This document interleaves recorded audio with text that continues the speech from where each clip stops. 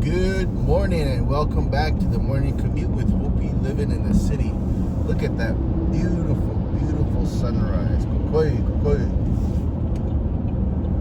It is 5:31 and it's reading 80 degrees on the display.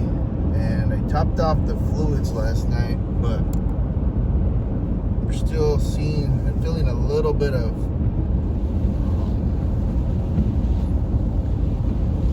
stuttering or shuddering, I guess. It's not as bad as yesterday afternoon, but I was thinking that topping it off, because I would say maybe half a quart on the low side. And so once I topped it off last night, I took it around the neighborhood, up some hills, and it was doing pretty good.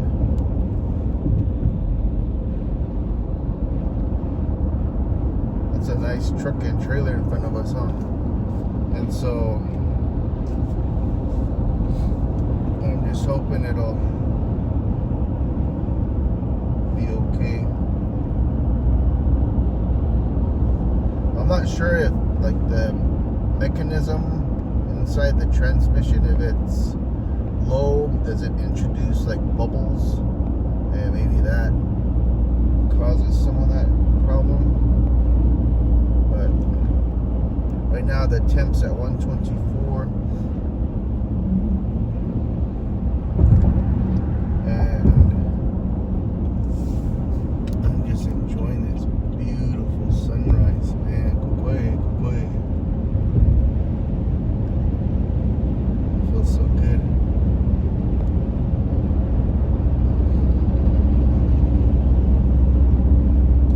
Empty load. I wonder how far he's going to pick up his load, or where he dropped off at and picking up his next one.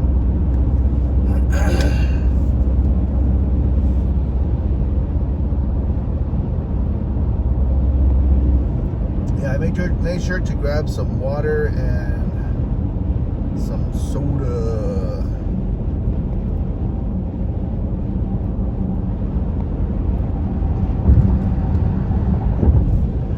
Found out there's a welder in Steamboat that might be able to get us a quote on the steel trusses. Hopefully better than the quotes I've been getting so far. And that would, put some dollars back into the local economy. But it's just a matter of getting him the specs and working up a quote.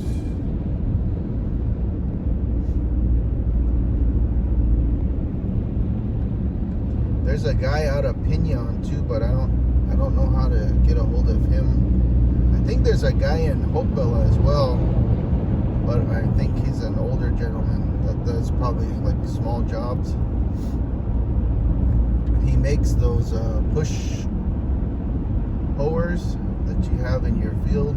There's just one wheel and it has one long blade on the bottom, and you just push it. It does pretty good. I think we got that, or my mom got it last year or the year before, and we hooked it up to the UTV, and she was driving and I was going behind her, and we were holding the bullheads between the rows in the field, and she started going a little fast, and then I had to run and struggle to keep up. And I think she enjoyed it. She just kept going faster and faster, watching me run behind. But that's a pretty good tool, and I think she bought it in Hopewell or somewhere. It's pretty nice. Because the other one that we have is I don't know, maybe over 40 years old or something. When I pick up speed, you can feel it kind of jerk a little.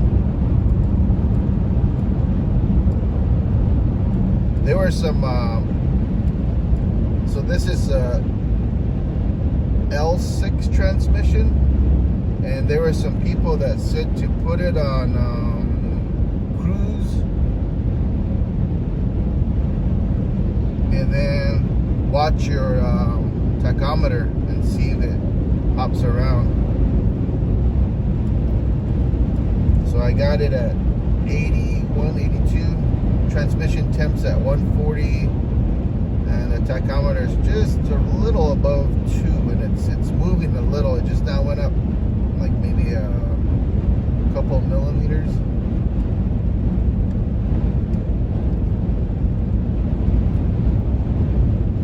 So I'll just kind of watch that a little.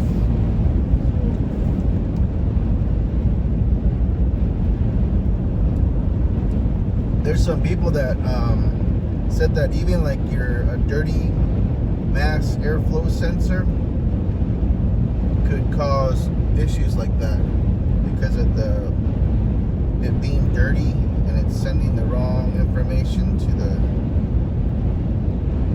ECM. So I'm gonna pick up a can of that cleaner today, a new air filter. The other filter's not too bad, but we did go up north just once, and then just the daily commute, and then just monitor it, check the fluid again this afternoon when I get home, and if it's still giving me issues, I'll probably drop the pan again. Well, I'm gonna do a full drop this weekend, and then make sure and swap out the O-ring, because I did not swap that out. A couple of my colleagues said that could be the issue, because the filter could have popped out, because the other one was, geez, it had 125,000 miles on it, so it was probably a worn out O-ring. And I've seen some people not change their O-ring and just put it back in, and I thought I would be fine. And not the case. I'm gonna bump up my speed a little, just because it went up to 86 right now.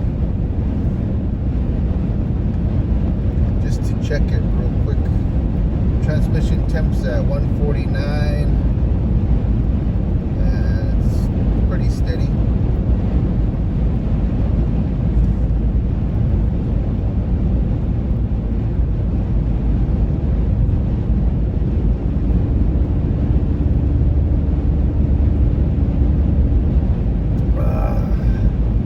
Congratulations to the ASU grads that are having their ceremonies today. I'm gonna be watching on the live stream and celebrating with you. Yesterday I was quite impressed. There was a Navajo lady that got her PhD in Justice Studies, and there was another one, I can't remember what hers was in, but the most impressive I thought was Lady Shandine, I think Key or something, who got her PhD in biochemistry. And I was just thinking, man, that was probably a pretty intense program. I don't know how long it took her, but man, congratulations, graduates. And I would like to see more OP graduate students doing the PhD, JD, and MD programs. We need more experts in various fields. So yeah, it's doing a little bit of it's acting up a little, I guess. Not horribly, but it does pretty good when I have it on cruise.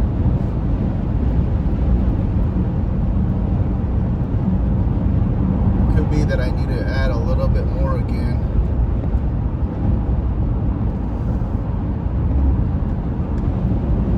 Somebody's moving or going camping.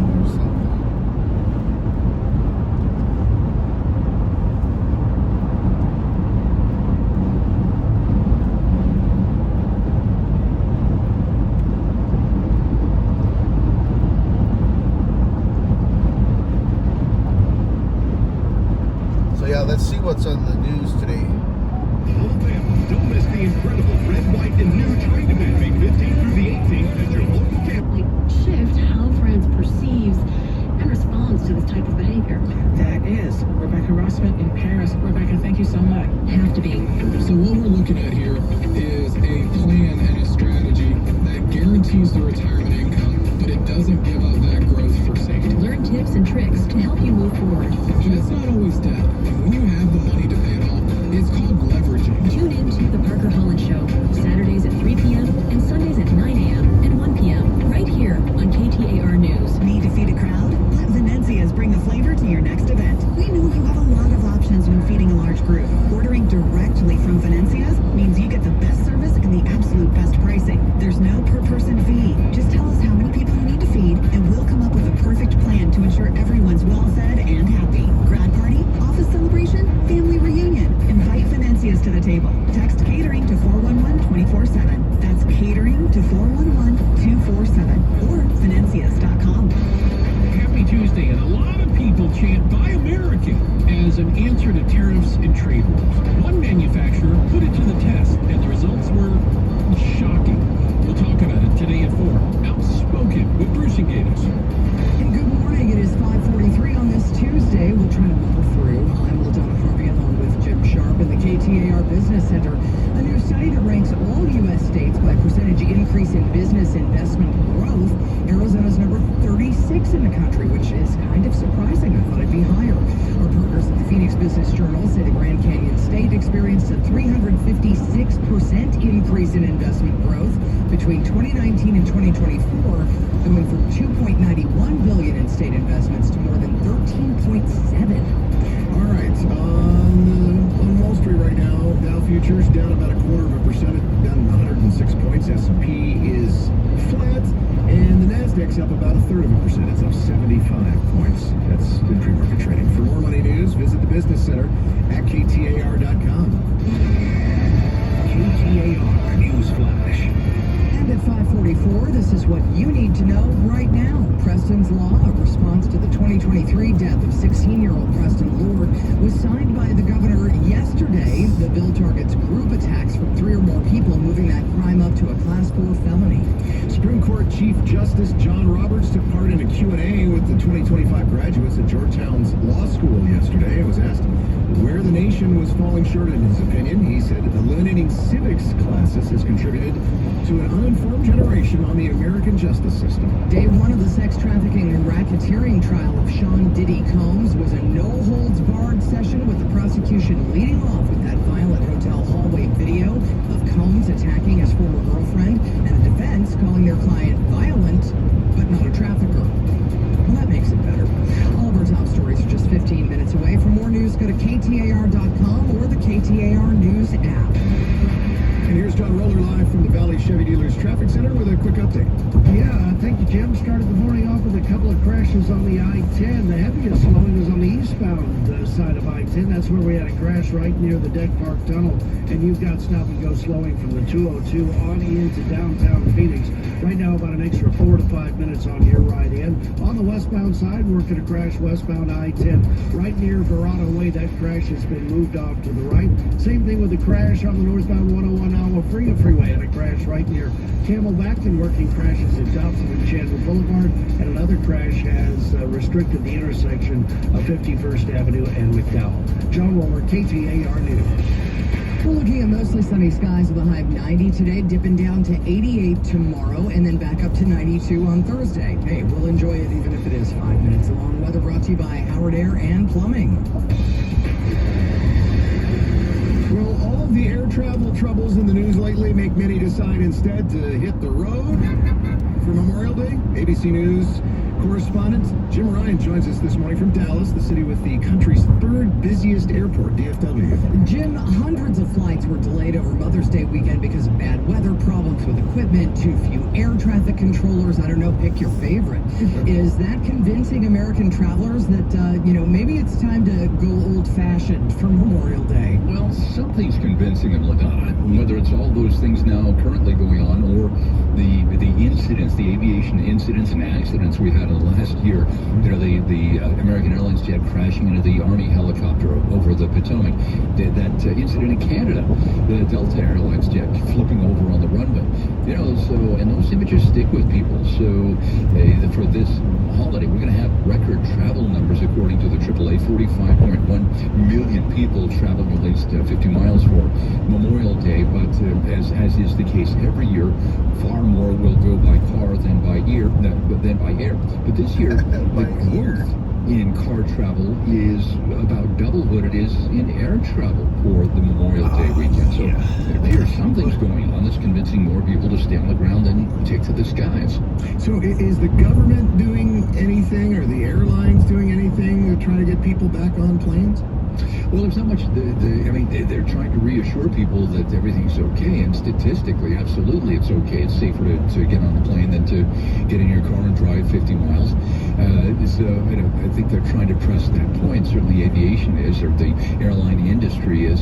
So there's not much more they can do beyond that, Jim, because you see those videos, you see them on the nightly news, or you see them on YouTube, and they are convincing.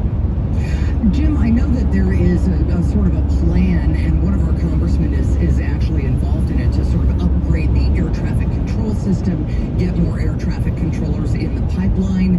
Is there a fast fix for any of these issues? Not really, because they all relate to money, and allocating money, and spending it carefully. All right, folks, thanks for tuning in. You guys have a great day. Don't forget to like, comment, and subscribe. We really appreciate you visiting our channel. And let's all try to have a great